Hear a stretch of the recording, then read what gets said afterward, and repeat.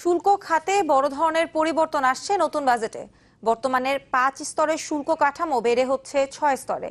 বিদ্যমানের সাথে যোগ হচ্ছে 15% নতুন স্তরটি। আর 4% নিয়ন্ত্রণমূলক শুল্ক 1% কমানোর প্রস্তাব করা হচ্ছে নতুন অর্থবছরের বাজেট ঘোষণায়। পাশাপাশি এর সুবিধার আওতাও বাড়ানো হচ্ছে। নতুন নতুন পণ্যের পরিচিতি নম্বর বা এইচএস কোড দিয়ে শুল্ক বসানো হচ্ছে নতুন করে। 2016-17 অর্থ বছরের প্রস্তাবিত বাজেটের আগাম এসব খবর জানাচ্ছেন ফারুক মেহেদী।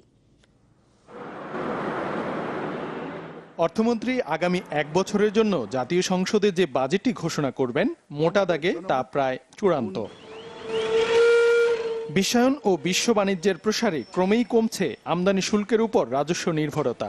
ফলে শুল্ক আর এখন রাজস্বের মূল লক্ষ্য নয়, বরং শুল্ক ফাঁকি, মুদ্রা পাচার রোধ, স্থানীয় শিল্পের বিকাশ ও বাণিজ্যের প্রসারই আগামীতে শুল্ক খাতের অগ্রাধিকার।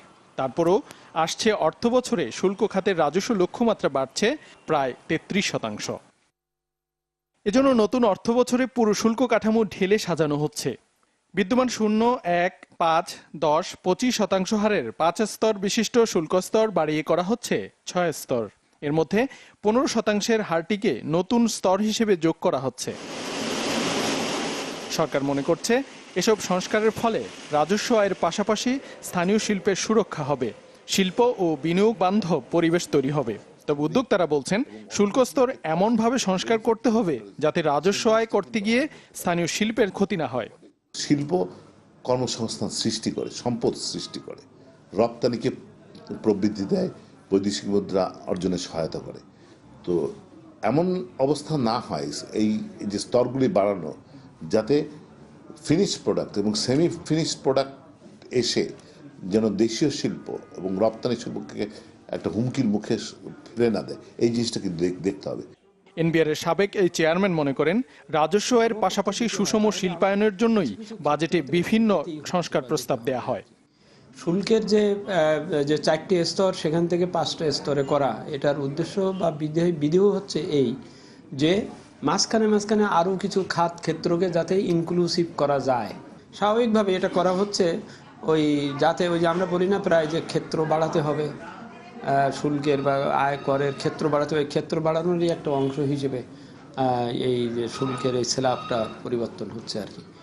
আসছে বাজেটে শুল্ক খাতের বিদ্যমান 4% নিয়ন্ত্রণমূলক শুল্ক কমিয়ে 3% করার প্রস্তাব থাকছে। এ পরিবর্তনের ফলে নতুন অনেক পণ্য 1% কম শুল্ক দিয়ে আমদানি করা যাবে।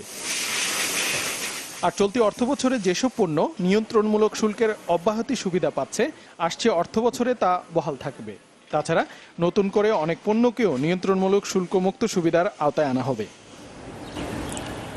সুখী, সমৃদ্ধশালী ও বৈষম্যহীন সমাজ, উচ্চ জিডিপি প্রবৃদ্ধি, বিনিয়োগ ও কর্মসংস্থান, এসব সুন্দর স্বপ্নে রচিত অর্থমন্ত্রীর আগামীর বাজেট।